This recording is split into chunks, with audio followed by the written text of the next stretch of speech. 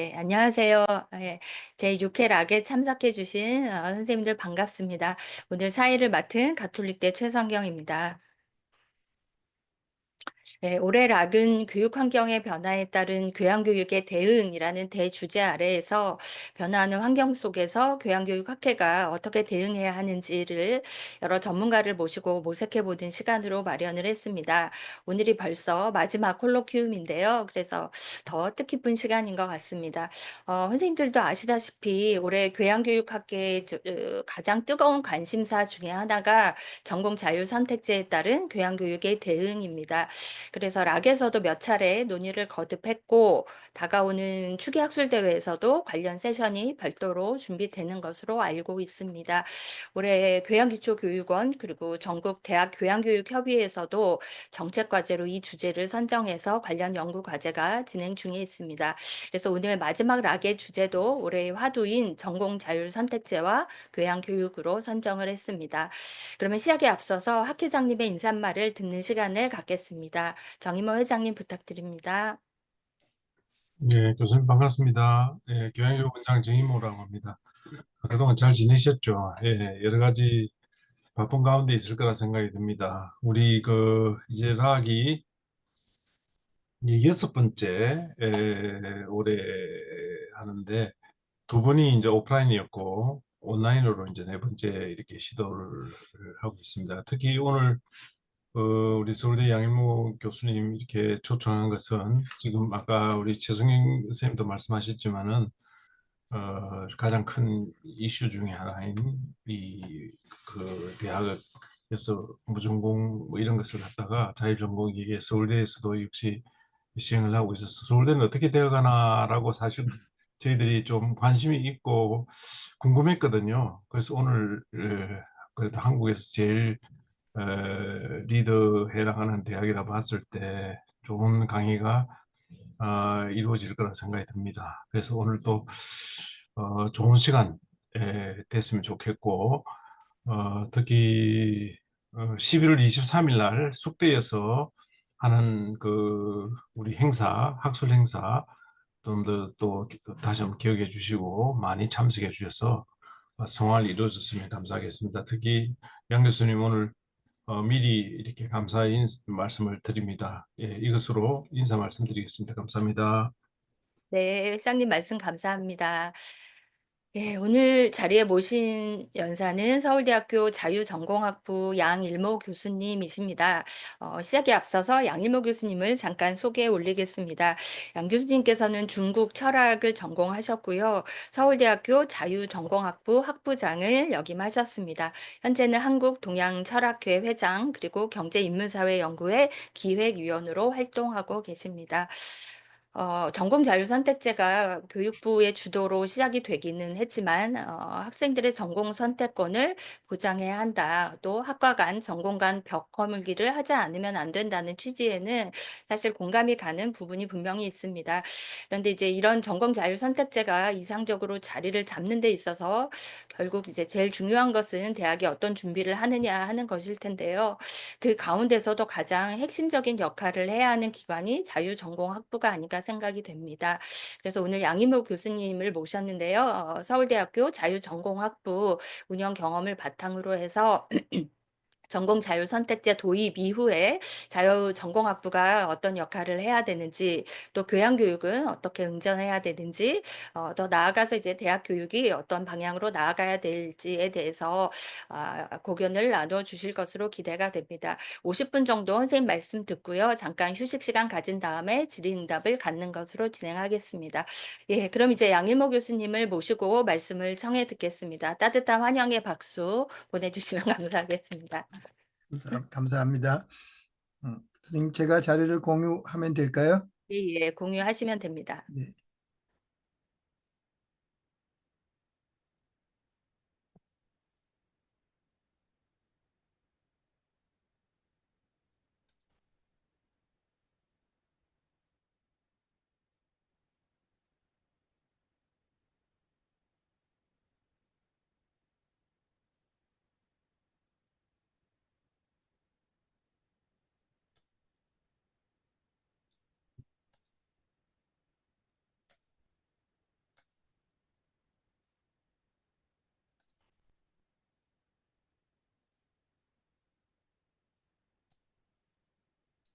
공유가 되었습니까? 네, 공유됐습니다. 네.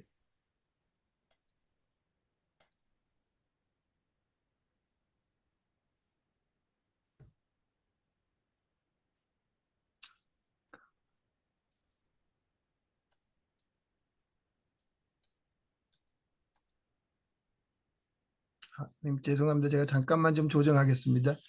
예.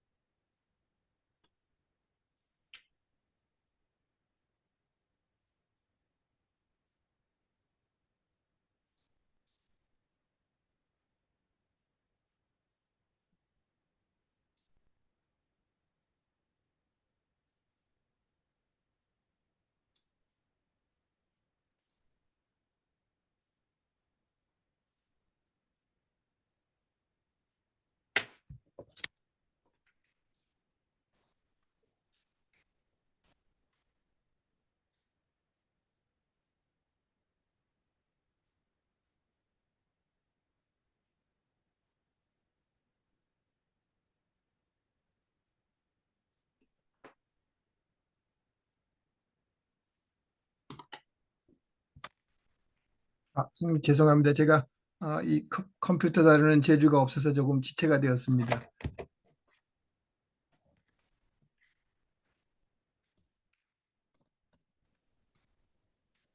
그러면 지금부터 말씀을 드리도록 하겠습니다. 어, 방금 소개받은 서울대학교 자유전공학부의 양일모입니다. 친절하게 소개해 주신 최성경 교수님 감사합니다. 그리고 한국교양교육협회에서 이렇게 발표할 수 있는 기회를 주신 정인모 회장님께도 감사드립니다. 제가 처음에 그 최 교수님으로부터 의뢰를 받고 제가 무슨 도움이 될까 염려가 되어서 사실은 발표를 조금 사양했습니다만은 최 교수님께서 다시 격려해 주셔서 교양교육이 아니라 자유전공에 관해서 말씀을 해줘도 된다고 해서 제가 용감하게 이, 이 발표에 응했습니다. 저는 조금 전에 소개해 주신 것과 같이 이 교육학을 공부한 것도 아니고 제가 갖고 있는 것은 오로지 서울대학교 자유전공학부에서 자유전공이라는 새로운 그 교육 제도를 하면서 그동안 경험을 했던 그 정도의 지식밖에 없습니다. 그럼에도 불구하고 최근에 이 무전공이라든지 이런 그 한국에서의 교육의 변화, 교육 환경의 변화에 따라서 자유전공학부의 경험이라는 것이 대단히 중요한 시점이 되었습니다. 그래서 제가 그동안 서울대학교로 옮겨와서 자유전공학부에서 부학부장을 4년간 하고 학부장을 4년간 하면서 어쩌다가 행정일만 8년간 하게 되었습니다. 귀중한 시간에 연구를 해야 되는데 어쩌다가 행정일을 8년 동안 하면서 자유전공이라는 이 새로운 학부교육 시스템에 대해서 공부를 하게 되고 경험을 하게 되었고 지난 한 2, 3년 사이에는 전국 대학의 자유전공 제도 전도사 역할도 조금 했던 것 같습니다. 자유전공이라는 것이 대단히 어려운 시스템입니다만은 많은 분들이 관심을 갖게 된 것 같다고 생각이 됩니다. 제가 발표를 하기 위해서 한국교양교육학회 홈페이지에 들어가 보았더니 제 이전에 하신 분들이 아주 훌륭하신 분들이 이 발표를 하신 것 같아요. 우리 배상훈 교수님께서도 이 분야의 아주 전문가이시고요. 그리고 그 전에는 경남대학교 정원섭 교수님도 발표를 하신 것 같아요. 그리고 경기대학교 김기봉 교수님도 사회를 맡으셨고요. 제가 김기봉 교수님, 정원석 교수님 개인적으로 아주 친한 부분이고 그 이전에 발표하신 박충식 교수님도 친한 분들인데 이분들이 교육학자가 아닌데도 불구하고 이 한국 교육학회에 등장하는 걸 보고 저도 자신감을 좀 얻었습니다. 그래서 그분들이 했던 경험, 그 강의를 저도 덕분에 다시 한번 들을 수 있었고요. 그런 내용을 바탕으로 제가 조금 더 말씀을 드리고자 합니다. 제가 오늘 발표할 내용은 한국교양교육협회에서도 이미 이 가계두락인가요? 이 부분에 대해서 교육 환경의 변화라는 이런 포스터를 만들어 두신 것 같아요. 그래서 이 부분은 누구든지 인정하는 부분이지만 특히 한국에서 교육 환경의 변화라는 것은 아주 심각한 그 변화의 단계에 온 것 같습니다. 그래서 이 부분에 대해서 말씀을 먼저 드리고요. 그 다음에는 이 교육 환경의 변화에서 특히 한국적 상황에서 교육 환경의 변화의 가장 핵심적인 내용은 올해부터 시행교육을 계획하고 있는 이 무전공 제도라고 생각이 됩니다. 그래서 이 무전공 제도가 과연 무엇인지 그리고 이게 기존의 자유전공학 교육과 어떤 차이점이 있는지 아니면 어떤 관련성이 있는지 이런 부분에 대해서 말씀을 드리고요.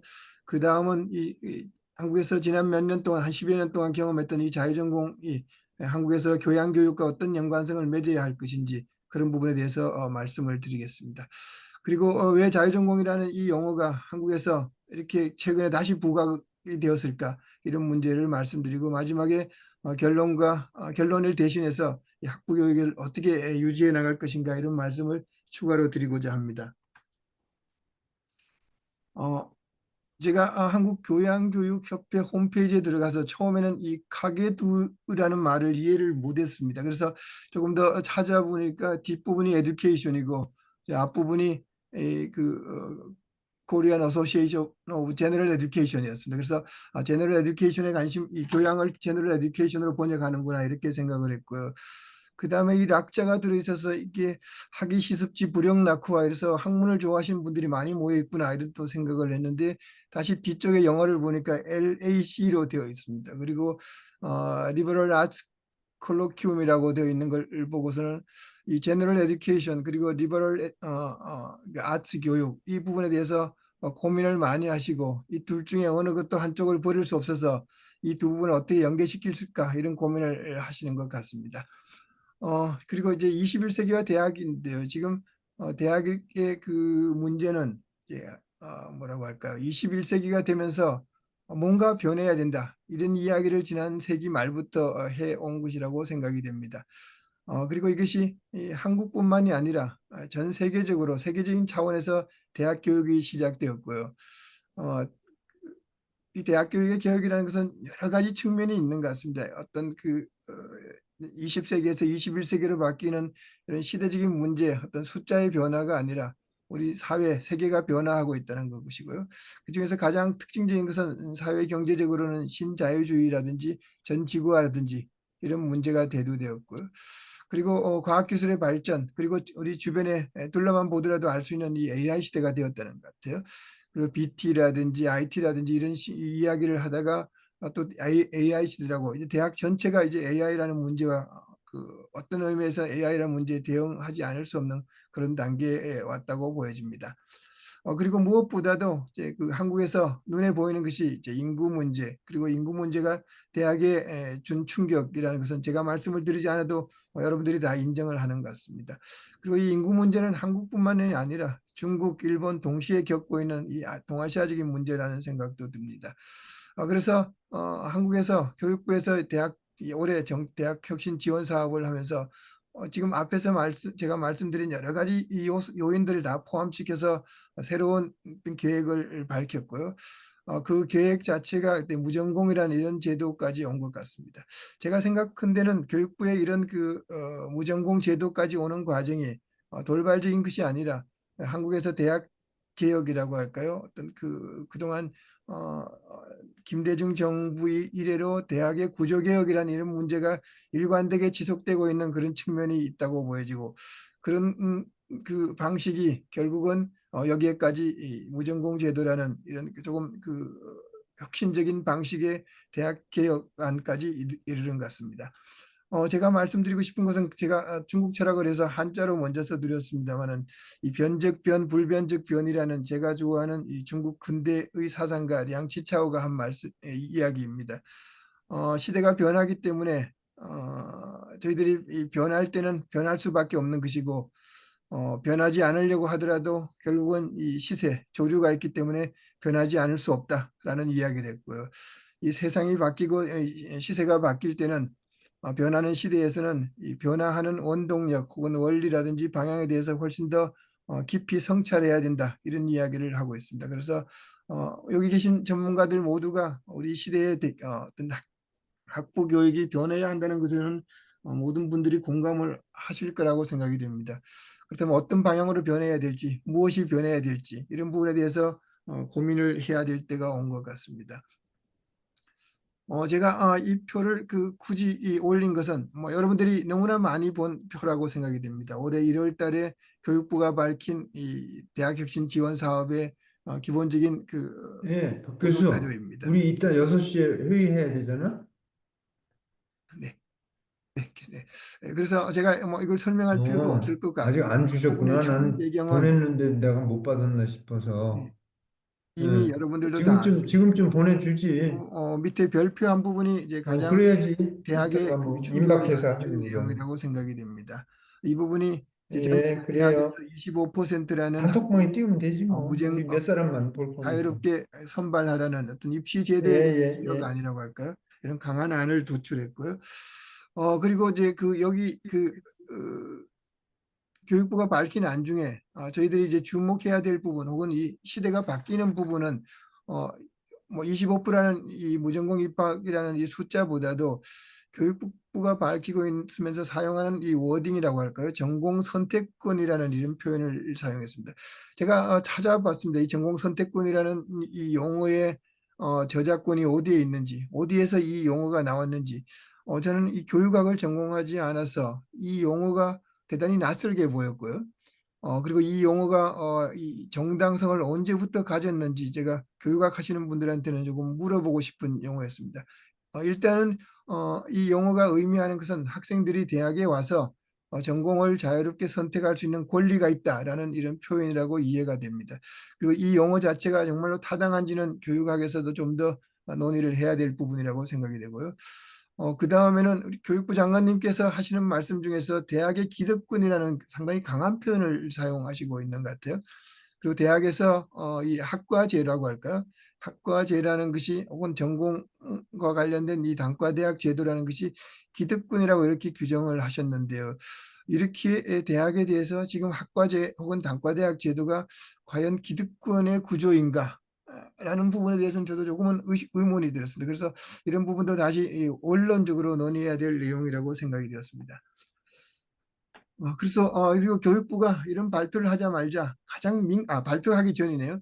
발표하기 전에 가장 민감하게 반응한 이 그룹이 한국에 있는 전국의 인문대 학장님들께서 굉장히 강하게 반발을 하신 것 같아요. 국공립 그리고 사립대학의 모든 분들이 반대를 하셨고요.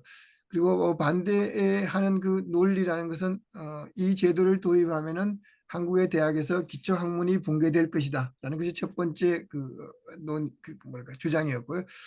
두 번째는 전공 선택하기보다는 시류에 따라서 인기학과를 선택한다는 이 표현은 한국에서 그동안 10여 년간 진행되었던 자유전공학부의 경험에 대해서 부정적으로 평가하면서 학생들이 전공을 만약 교육부의 그 표현대로 한다면은 전공 선택권에 따라서 학생들이 자유롭게 전공을 선택할 경우에는 인기학과에 편중될 것이고 그리고 그런 현상은 결국은 이 학문의 공동체에 위험을 주는 요소다 이렇게 평가를 하고 반대를 했다고 보여집니다. 그리고 또 하나의 예로는 지금 대학에서 활성화되고 있는 이 복수 전공에 대해서도 제가 부정적이라고 하는 말은 좀 강하게 갑니다만 이 자체가 갖고 있는 문제점들을 지적하고 있는 것 같습니다. 그래서 교육부가 밝힌 무전공 안과 그리고 전국의 인문대 학장들이 반대한 그 논리 이런 부분도 저희들이 다시 한번 꼼꼼히 생각해야 될 내용이라고 보여집니다. 저는 교육부의 이 안을 보고 위에 나오는 내용보다는 이 당구장 표시한 부분이 굉장히 중요하다고 생각이 들었습니다. 앞에서도 25%라는 그 수치는 당구장 표시에 넣은 것 같아요. 그리고 여기에 추가적으로 내용 중에서 대학에서 교원 공간 기자재 등 조정 체계와 학생 체계, 지원 체계 등이 변화에 맞추어 충분한 준비가 필요하다. 이 말을 교육부가 넣은 것은 대단히 의미가 깊다고 생각이 됩니다.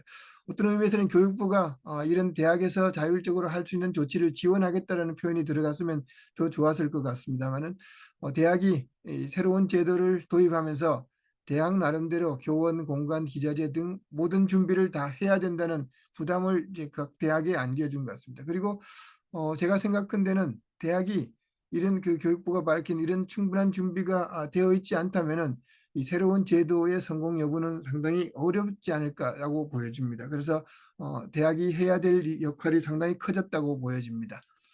그리고 교육부가 밝힌 내용 중에서 이 부분도 여기에 계신 분들 그리고 대학 정책 하시는 분들 교무처 관련 일하시는 분들은 몇십 번 읽었던 그 자료라고 생각이 됩니다.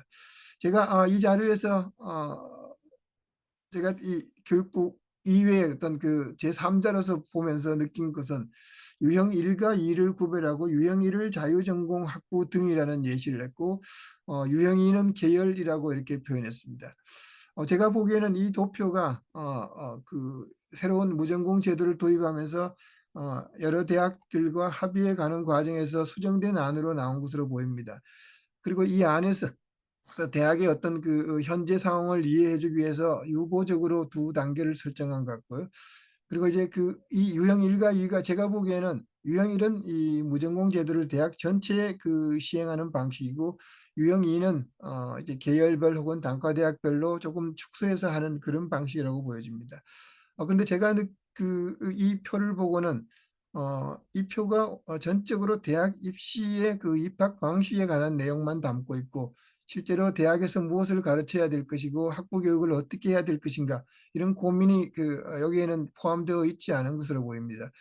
그래서 만일 이 도표대로 지금 대학이 시행한다면은 유형 1은 현재 대학에서 지난 10여 년간 한국의 대학에서 시행해 왔던 자유전공 학부제를 반복하는 것이고 유형 2는 이 자유전공 학부 도입 이전에 1970년대부터라고 생각이 됩니다만은 이 계열별 모집의 제도를 다시 반복하는 것으로 보입니다. 그래서 만일 이 유형 1, 2라는 것만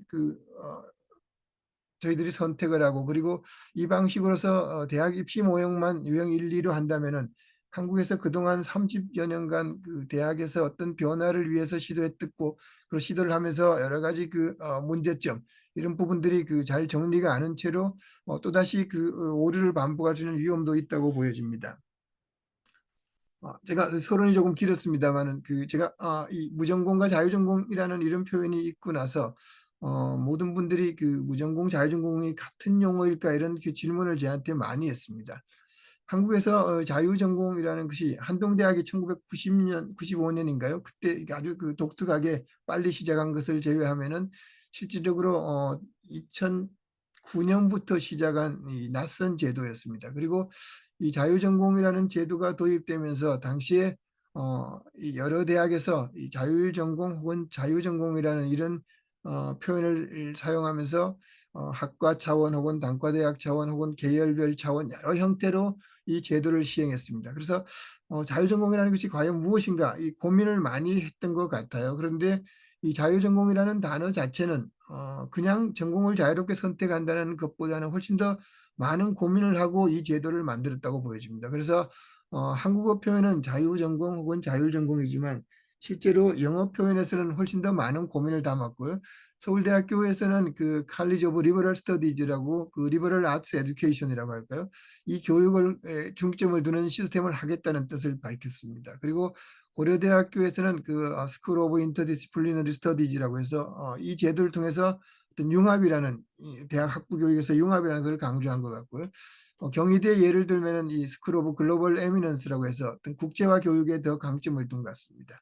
그리고 제일 처음에 한동대학에서 시행한 것은 제가 영어 표현을 따로 찾아보았습니다만 특별하게 사용을 하지는 않고 대학 입시 방법으로 undeclared major라는 그런 정도의 영어를 쓰고 있습니다.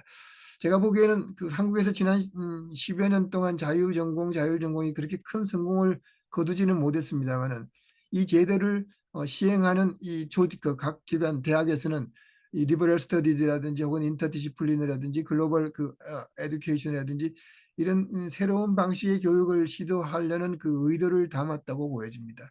그래서 결국은 다시 조금 더 말씀드리면은 그 학부 교육에서 그동안 그 리버럴 에듀케이션이라든지 혹은 제너럴 에듀케이션이라든지 혹은 그동안 교양 전공하시는 분들이 많이 사용하시는 이 역량 기반 교육이라든지 이런 부분들을 이 자유전공이라는 혹은 자율전공이라는 이 시스템 속에서 도입을 하려고 노력했던 것 같습니다. 제가 상당히 아쉽게 생각하는 것은 이 자율전공이 그 2009년부터 시작됐다면 지금 벌써 15년 정도 경험인데 자유전공학부에 대해서 비판하시는 분들은 대부분 이 전공 쏠림에 대해서 비판을 한 것 같고요. 그리고 이제 이 제도가 이제 전공 없이 들어와서 대학 1학년 지난 다음에 전공을 선택하는 이런 그 입시 방식에 관한 논의에 치중되어서 이 제도가 갖고 있던 그 제가 보기엔 사이드 이펙트라고 생각이 됩니다만 전공 선택의 불균형에 대한 비판이 더 전면에 나섰고 이 제도가 왜 도입되었고 이 제도가 도입되면서 학부 과정에서 무엇을 가르치고자 한 것인가 이런 그 원론적인 부분에 대한 논의는 거의 없어졌다고 생각이 됩니다. 그래서 저는 지난 15년간의 이 제도가 시행되면서 나타난 그런 전공 쏠림의 문제보다도 이 제도가 무엇을 위해서 등장했을까 이런 고민에 대해서 더 심각하게 논의해야 될 때가 왔다고 생각이 됩니다. 제가 앞에서 여러 자유전공 혹은 자율전공 제도의 시행한 대학에서 고민을 많이 했던 부분이 미국 대학에서 시행되고 있는 이 리버럴 아츠 칼리지를 모델로 많이 했다고 보여집니다. 저는 뭐 이 부분의 전문가는 아닙니다만 제가 조사한 바에 따르면 미국에서 리버럴 아츠 칼리지가 중점을 두고 있는 교육들이 몇 가지가 있고 제가 이 부분은 미국에서 리버럴 아츠 칼리지의 랭킹을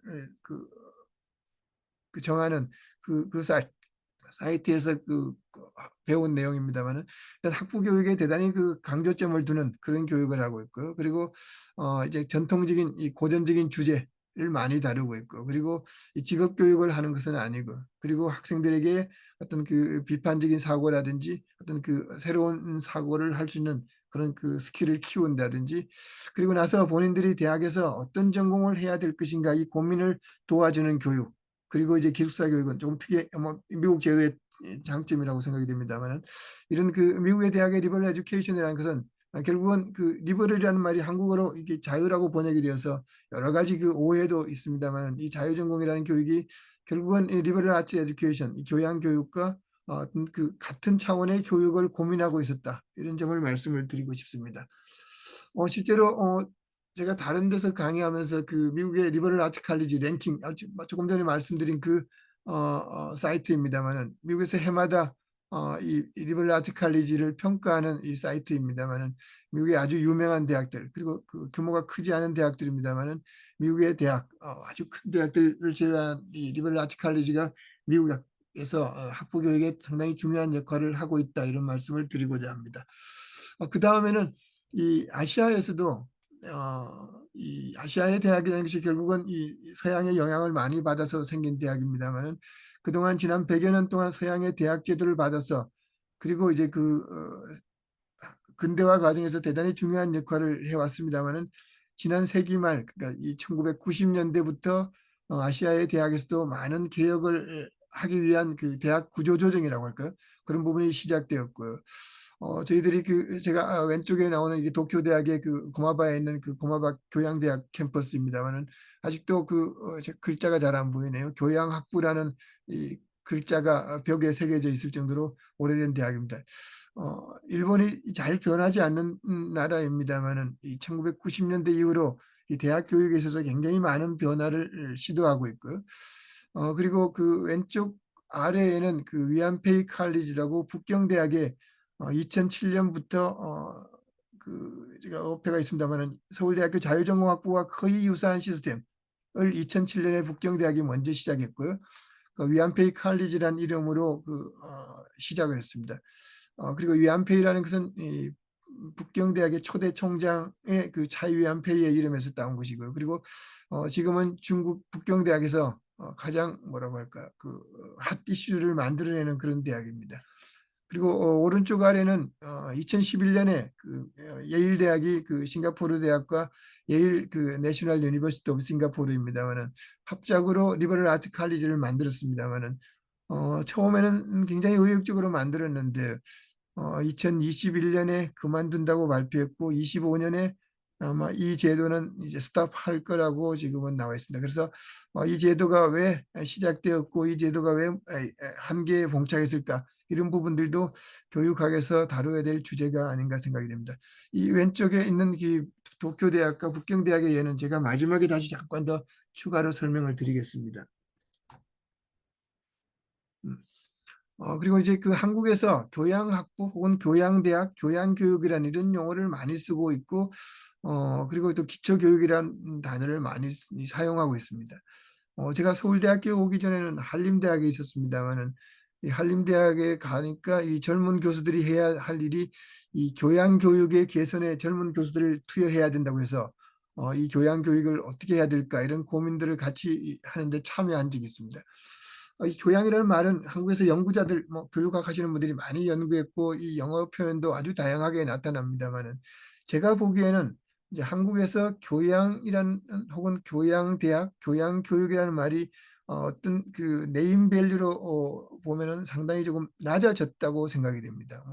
교양이 있는 사람, 교양이 없는 사람 정도의 교양이라는 의미를 가지고 있는 것 같기도 하고 대학에서는 이 전공 과정 보다 어떤 하부 과정을 교양이라고 해서 그렇게 중시하지 않는 그런 측면도 있고 이 교양이라는 말 자체가 갖고 있는 그 밸류가 상당히 떨어졌다고 보입니다. 그런데 제가 알기로는 이 교양이라는 말은 실제로는 이 1900년대 초반이라고 할까 1910년대 일본에서 이 교양이라는 말이 그 이런 컬처라든지 혹은 빌딩이라는 이런 용어에서 번역이 되었고요. 그리고 1911년에 시작한 일본의 그 다이쇼 시대인가요?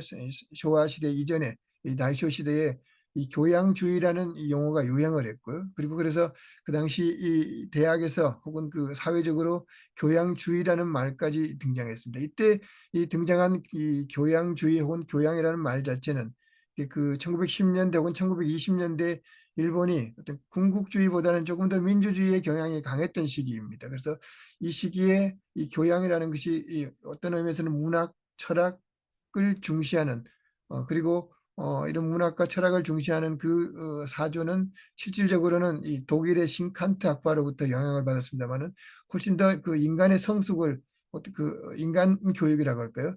그런 그 당시 싱칸트 학파가 이제 그 대항했던 내용들이 결국은 저기 과학 기술이 앞서는 시대에서 어떤 정신 문화의 그 위상을 확보하고자 했던 노력이었기 때문에 이런 부분에 중점을 둔 시기가 교양이었고 그래서 1910년대, 20년대에는 어떤 의미에서는 이제 문학과 철학이 앞서 있고 그리고 대학생이라면은 문학과 철학을 공부해야 된다는 그런 이 사조가 앞섰던 시기의 교양이었다고 생각이 됩니다. 그래서 그 당시에 그 교양이라는 것은 어떤 의미에서는 이 가장 엘리트들이 습득해야 될 지식이라고 하고 우리가 뭐 괴테라든지 칸트 공부 이런 공부를 많이 했던 시기라고 보여집니다.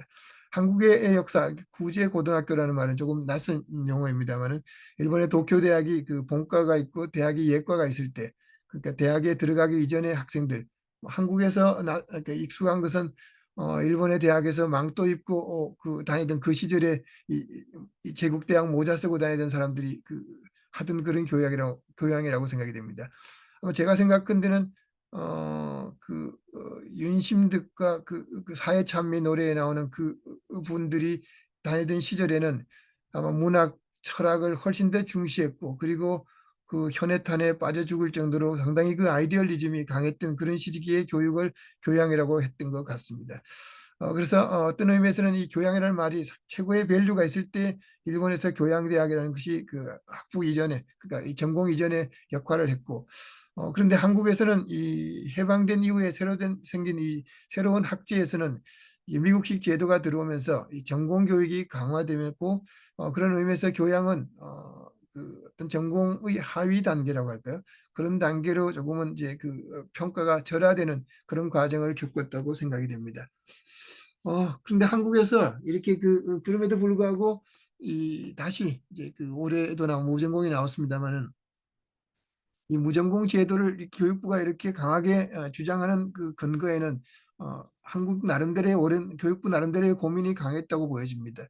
2009년에 실제로 그 자유전공 학부 제도를 시행할 때는 제가 알기로는 교육부가 자유전공 제도를 권했던 것은 아니라고 저는 생각이 됩니다. 그리고 오히려 자유전공 제도를 시행하면서 이제 그 25개 법과대학원이 법학대학원으로 바뀌면서 이 전국에 25개 대학의 법학대학원이 생겼습니다만은 실제로 자유전공 학부를 도입한 것은 이 25개 대학보다 훨씬 더 많이 늘어났습니다.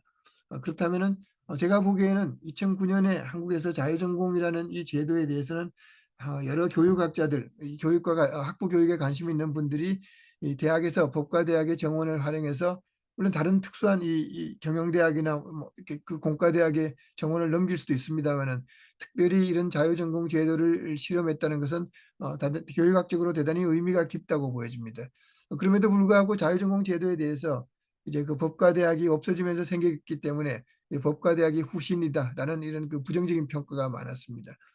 그런데 제가 보기에 이렇게 2009년에 실질적으로는 그 자유전공이라는 교육이 등장한 배경에는 한국에서 그 교육 관련 전문가 혹은 교육부가 이 한국의 대학 개혁을 위해서 대단히 많은 노력을 해왔다고 생각이 됩니다. 그래서 실질적으로 1972년에 박정희 정권이었습니다만은 이 대학 개혁에서 실험 대학을 정하고 국립대학에 그리고 이 계열별 모집을 시도했습니다. 그래서 1972년부터 1980년 초반까지 대학을 오신 조금 이 올드 제너레이션은 이 계열별로 대학에 들어오지 않았을까 생각이 듭니다. 그런데 이 계열별 모집이 1985년도 물론 이 여러 가지 한국의 정치적인 변동이 있습니다만은 계열별 모집의 어떤 그 문제 그 당시에도 제가 교육학자들이 연구해 둔 걸 보면은 이 쏠림 현상이라든지 이런 그 문제가 나타났고요. 그래서 결국은 1985년에 다시 학과제로 되돌아간 것 같습니다. 그런데 또 1998년에 김영삼 정권 때 다시 이 531 교육개혁안을 내면서 새로운 학부제 시행을 하라고 했습니다. 그래서 여러 대학들이 이제 학부제를 시행하면서 그 전에 1970년대 학부제와는 조금은 형식이 달라졌다고 보입니다. 그전에는 이 학부와 단과대학이 상당히 그 연계가 되면서 인문계열, 사회계열, 인문대학은 인문계열, 사회대학은 사회계열, 자연과학대학은 자연계열 이런 큰 계열이었습니다만은 이 1998년 이후에 531 개혁 이후에 학부제는 조금 더 작은 단위로 이루어진 것 같습니다. 철학, 역사 계열 혹은 뭐 이렇게 그 물리, 천문학 계열, 수학, 통계학 계열 이렇게 저는 이 당시에 그 한림대학에 있을 때 철학과에 있었습니다만은 이 학부제 개혁을 위해서 학과끼리 짝을 만들어야 된다고 해서 만만한 학과를 찾아다녔다는 그런 기억이 있었던 것 같아요. 그래서 그렇게 즐거운 기억은 아니라고 보여집니다. 그런데 이 제도 자체도 결국은 또 문제가 있어서 2008년 정도 되면은 학과제로 다 돌아가던 시절이었습니다. 그래서 1970년대 이후로 그러니까 2009년 정도, 2008년까지 한국의 교육부도 학과제에서 학부제로 가고자 계속 시행을 했고 또 대학은 이 그 제도 정책과는 달리 다시 학과제로 돌아가는 어떤 의미에서는 이 학과제가 학부제가 반복되는 그런 그 교육 정책이었다고 보여집니다. 그런데 2009년에 그 자유전공제가 시작되면서 상당히 많은 대학들이 그 2017년 연구에 의하면은 거의 47개 대학에서 전국의 법과대학이 25개입니다만은 많은 대학에서 이제 기대를 갖고 시행을 했습니다. 그런데도 그 아쉽게도 지난 10년, 2019년에 제가 여기 있는 것은 그 신문사에서 기사의 그 타이틀만 뽑아놓은 것입니다만은 대부분 부정적이었던 것 같아요. 그리고 왜 부정적이었다는 것 분석에는 한 가지 이유라고 보여주네요. 그러니까 인기학과 쏠림 현상. 그리고 이 10년 동안 이 대학들이 무엇을 했는가, 무엇을 고민했는가 하는 것은 나타나지 않은 점이 조금 아쉽게 보여집니다. 2009년에 사실은 2008년까지 제가 앞에 보였던 자료들은 신문의 기사들이 대부분 부정적이었습니다. 그런데 다시 제가 보기에는 2018년에 부정적이고 2019년에 이후로 한국의 대학 사회에서 또 다른 변화의 기미가 보인다고 보여집니다. 그 첫 번째가 제가 카이스트 등 그러니까 카이스트라고 할까요? 카이스트 그리고 광주 지스트 인가요? 울산의 유니스트, 대구 대구 경북 디지스트인가요? 이 대학들이 그걸 운영하는 그 과학기술원 회의라고 있습니다. 여기에서 이 과학기술 계통에서는 지금까지 그 과학 분야 혹은 공학 분야에서 이제 물리화학 혹은 뭐 이게 컴퓨터공학, 기계공학 이렇게 하나의 공부를 해서 그 사회에 나가서 우리 사회를 이끌어 나가는 인재를 키우는 것은 이미 시대에 뒤진 것이다. 그래서 훨씬 더 융합적인 교육이 필요하다는 이런 논의를 했고요. 어떤 의미에서는 제가 보기에는 이 시대의 변화를 가장 빨리 그 캐치하는 영역이라고 생각이 됩니다. 이 분야에서 이, 그 카이스트 계열의 대학들이 무전공 제도를 시작을 했습니다. 그리고 대단히 의미 있는 그 변화라고 보여집니다. 그리고 2020년대 덕성여대가 서울에서 또 이게 학교 전체가 자유전공제로 그 전환을 했습니다. 물론 뭐 여러 가지 이유가 있습니다만은 일단 대학의 차원에서 한국의 대학에서 이 1995년에 한동대학교가 이 전면 자유전공학부제를 시행한 이후로 2020년에 이게 덕성여대가 시작을 했고요. 제가 또 하나 또 특징적인 것은 2023년 작년입니다만 서울대 공대가 대단히 어떤 의미에서는 공학 분야가 전공에 대한 강조가 강한 영역입니다만은 광역 선발을 시행하겠다 이렇게 발표했습니다. 그리고 지금 1년 동안 시행을 했고요. 대부분의 대학들 2021년 정도에 서울대학교에서 사회과학대학은 광역 전공을 다시 문을 그만두었습니다만은 공학 분야에서 새로운 시도를 한 것. 물론 이제 앞에 얘기했던 카이스트 계열의 대학들이 어떤 융합적인 교육을 강조하는 부분에 대한 영향을 받았을 수도 있습니다만은 이 영역에 대해서 공학 분 영역에서 이런 이 학부 교육에서 새로운 방향을 모색한다는 것 자체가 대단히 의미가 있다고 보여집니다.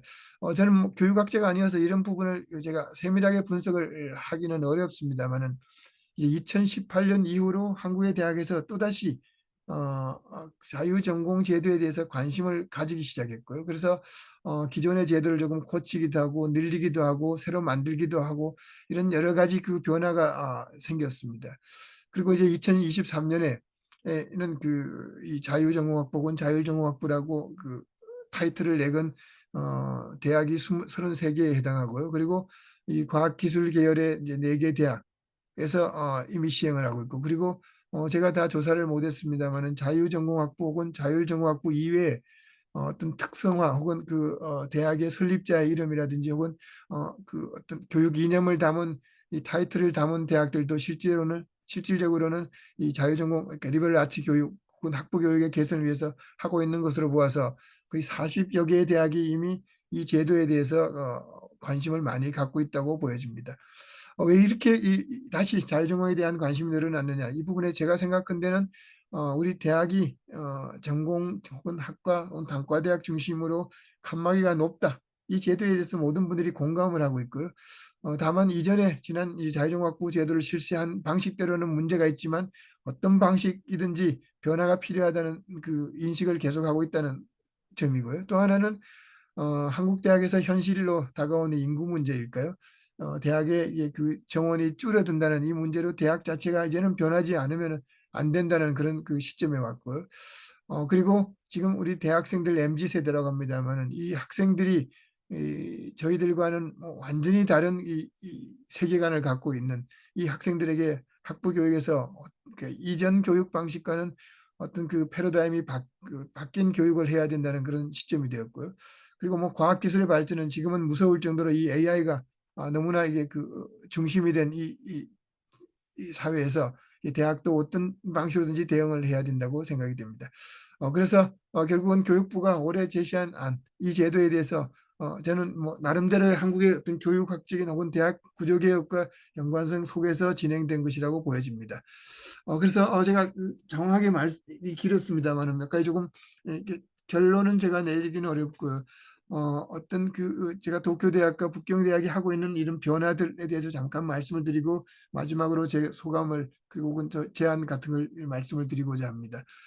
도쿄대학은 실질적으로는 저희들이 이 도쿄 제국대학만 생각합니다만은 1949년 이후로 도쿄대학 제국대학의 전통을 완전히 바꾸는 개혁을 시작한 대학입니다. 그리고 도쿄대학의 1, 2학년 학생들이 고마바에서 교양학부에서 다니고 있습니다만은 실제로 학교의 정문에 붙어 있는 이 교양이라는 의미는 그 이전과 그 이후가 제국대학 시절과 제국대학 시절 이후는 완전히 달라졌습니다. 그래서 1949년에 그 새로 도쿄대학을 만들면서 그 도쿄대학의 그 새로 당시 총장님이라고 할까요? 이 남바라 총장이 이 일반 교육을 해야 된다라는 그런 이야기를 하기 시작했습니다. 물론 미국 대학의 교육 방식을 제너럴 에듀케이션의 의미를 많이 받아왔고요. 그래서 전공 교육이 아니라 이 전공 교육과는 조금은 그 차원이 다른 종합적인 지식을 가를 수 있는 일반 교육을 해야 된다라는 그 주장을 했습니다. 그리고 이 일본의 대학이 변하는 것과 변하지 않는 것이 굉장히 섞여 있습니다만은 이 1949년 이후로 이 초대 총장 그 당시 이 남바라 총장이 제기했던 이 일반 교육 이념은 지금도 이 도쿄대학의 교양학부의 교육 어떤 변화라고 할까 그 원칙이 되어 있습니다. 그래서 도쿄대학의 교육 과정을 보면은 1, 2학년 학생들이 교양학부에 다니고 3, 4학년들은 다 전공으로 간다. 이렇게 보통은 이해하고 있습니다만은 실제로 고마부의 3, 4학년의 교양학과 과정을 따로 만들었습니다. 그래서 조금 거칠게 말씀을 드리면은 대학생이 1, 2학년의 교양 과정을 거치고 3, 4학년 때에도 교양 과정을 거치고 그리고 대학을 졸업하면서 교양학사라는 그런 학위를 받아 나갑니다. 이 제도는 제가 교육부 분들과 말씀을 드렸는데 한국에서는 이 학부에서 전공을 하지 않으면 안 되는 그런 규정이 있다는 이런 말씀을 하신 것 같아요. 그래서 이 제도는 아직 도입하기는 조금 빠르다는 말씀을 하신 것 같습니다. 그리고 이 1, 2, 3, 4학년 교양 과정을 다 할 수도 있고 실제로 또 3, 4학년 때 교양 과정을 그 다른 캠퍼스로 가서 합니다만은 그 과정 자체도 실질적으로는 후기 과정이라고 이렇게 정의를 내립니다. 그러니까 이 리버럴 에듀케이션의 칼리지 오브 아트 앤 사이언스고 후기 과정이라고. 그리고 도쿄대학이 굉장히 그 전공을 강조하던 그런 풍토에서 오히려 학부 교육에서는 리버럴 아트 에듀케이션을 강조하고 있습니다. 그리고 또 하나 특징은 도쿄대학은 그 문과 1, 2, 3계열, 이과 1, 2, 3계열로 학생을 선발합니다. 입시 단위는. 그런데 그 입시 단위에서 보면은 모든 단위의 학생들이 자기들이 정해진 1, 2, 3계열 이외로 갈 수 있게 많은 개방적이고요. 그리고 고마바에 남아서 3, 4학년 교양을 할 수 있는 과정을 할 수도 있습니다. 그래서 도쿄대학 연구한 그런 자료에 따르면은 1, 2, 3, 4학년을 전부 교양 과정을 하고 대학원에 진입한 학생과 그 3, 4학년 때 전공을 이수하고 다시 대학원에 가서 전공을 이수한 학생들이 어느 쪽이 더 우수한가 이런 비교 연구도 있습니다만은 사회적으로 이슈가 되는 최근 교양 과정을 4년한 친구들이 더 많이 쓴 거로 연구가 나오고 있습니다. 다시 북경대학에 대해서 잠깐 말씀을 드리겠습니다. 2007년에 시작한 위안페이 칼리지는 대학에 들어와서 1학년을 마치고 전공을 선택해 가는 과정입니다. 그리고 위안페이 칼리지 내에 어떤 융합적인 전공, 제가 여기에 몇 가지, 7가지인가요? 써두었습니다만 그 전공을 선택을 할 수 있고 혹은 이것이 이것 이외에 북경대학 내에 모든 전공을 선택할 수 있는 그런 제도입니다. 그리고 전원이 기숙사 생활을 하고 있고요. 200명 정도로 시행을 했습니다. 북경대학의 정원의 한 5% 정도, 서울대학교 자유전공학부도 실제로는 5% 정도로 실험을 했습니다. 근데 이 제도가 지금 북경대학의 위안페이 칼리지가 이 제도를 통해서 가장 자랑하고 있는 것은 이렇게 전공을 자유롭게 선택하도록 했는데 대학원 진학률이 60%가 넘었다. 이런 발표를 했습니다. 한국의 대학들은 지금 서울에 있는 큰 대학들은 대학 진학률이 낮아져서 심각하게 고민을 하고 있는데요. 이 제도가 갖고 있는 이 북경대학의 제도는 그런 점에서는 또 하나의 귀감이 될 수 있다고 보여집니다. 그리고 제가 자유종합부에 대해서 말씀을 많이 해달라고 부탁을 드렸는데요. 제가 다른 이야기보다도 이 자유종합부가 지난 15년 동안 전공 선택을 어떻게 했느냐 이 부분에 대해서 제가 나름대로 새로운 해석을 좀 드릴까 합니다. 무전공 제도가 올해 초에 교육부에서 발표하고 난 다음에 그리고 이 교육부의 정책에 비판하는 기사들은 대부분 서울대 자유전공학부가 전공 쏠림에 문제점이 있다라는 발표를 많이 한 것 같습니다. 저는 일단 제가 자유전공학부가 그동안 15년 동안 학생들이 전공을 선택한 도표를 5년 단위로 만들었습니다만 제가 5년 단위로 만든 것은 이 학생들이 전공을 선택하는 이 영역 분포에 대해서 해마다 올해는 컴퓨터공학을 많이 했기 때문에 심각하다. 내년에 경영학을 많이 했기 때문에 지난해는 했기 때문에 문제가 있다. 이런 평가를 하는 것은 이 대학 정책에 대해서 조금 피상적인 평가라고 생각이 됩니다. 학생들이 5년 동안 어떤 경향을 보이는가 이런 경향을 파악하는 것이 훨씬 더 대학 제도를 개혁해 나가는 것은 필요하고요.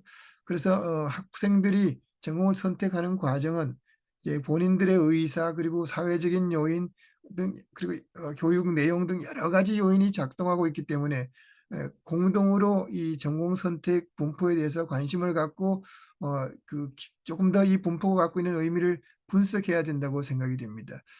제가 여기 이 도표에서 말씀을 드리자면은 이 자유종합부가 처음 생겼을 때 2009년, 2010년에는 지금 가장 인기가 있는 공과대학의 컴퓨터공학은 거의 가지 않았습니다.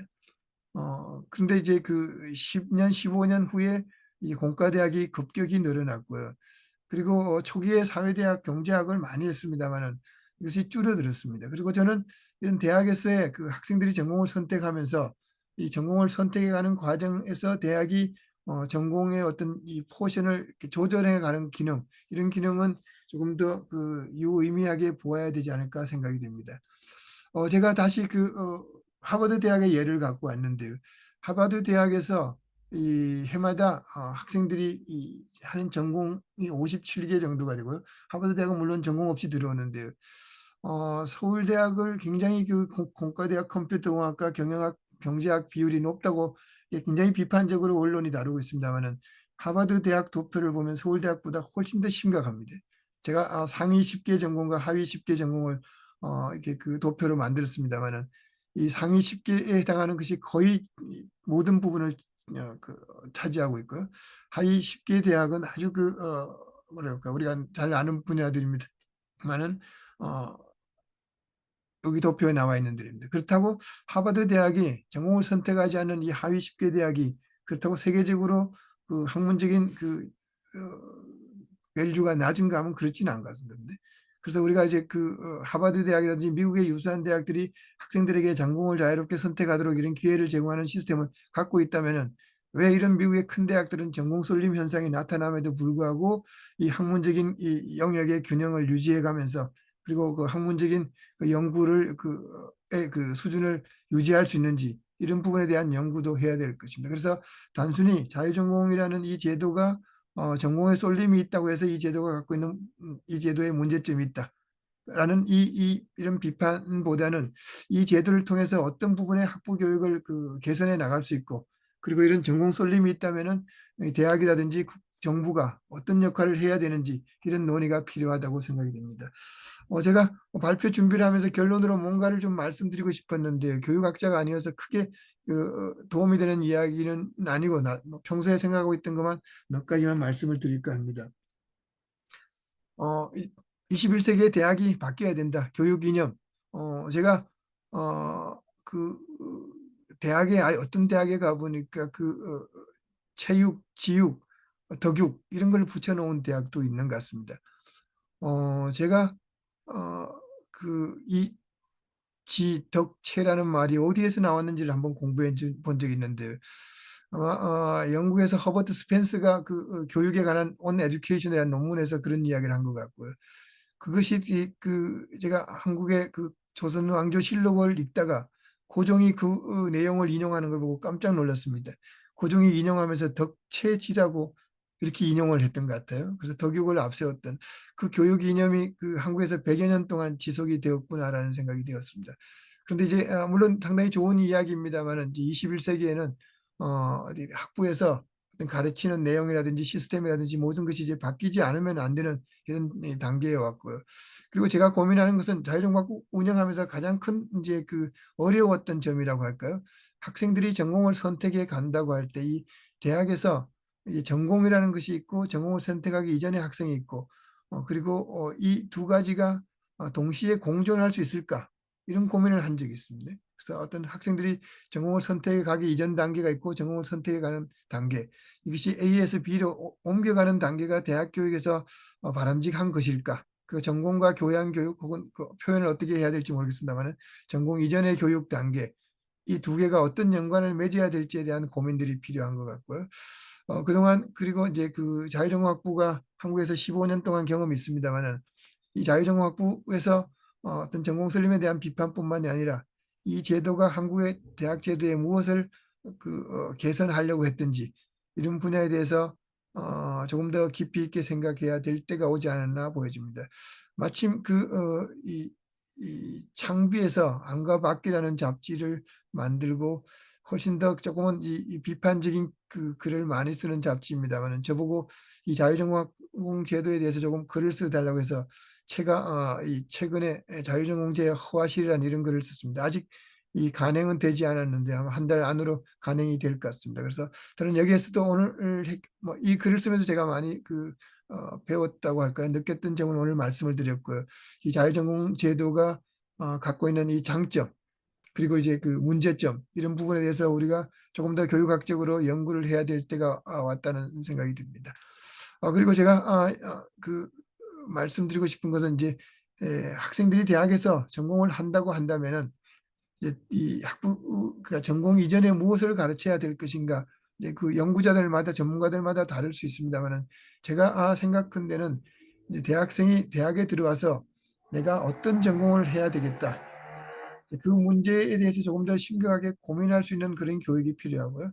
내가 어떤 전공을 선택해야 될 것인가 이 고민은 내가 인간으로 태어나서 이 세계에서 어떻게 살아야 될 것인가 이런 고민도 결부되어 있다고 보여집니다. 그래서 대학에 들어와서 어떤 의미에서 내가 무엇을 할 것인가 가장 그 기본적인 고민을 할 수 있는 교육 어떤 제가 교양교육개선위원회 이런 데 가보면은 이 전공을 하기 위해서 수학을 더 가르쳐야 된다 혹은 이 자연과학을 더 가르쳐야 된다 이런 말씀 혹은 언어 능력을 가르쳐야 된다 이런 스킬 이야기를 많이 하시는 것 같은데요. 저는 제가 보기에는 이런 스킬 교육도 굉장히 중요합니다만은 이게 그 크리티컬 싱킹이라고 할까 아니면 본인의 어떤 판단 능력이라고 할까요? 그런 능력을 길러주는 교육이 대단히 중요하다고 보여집니다.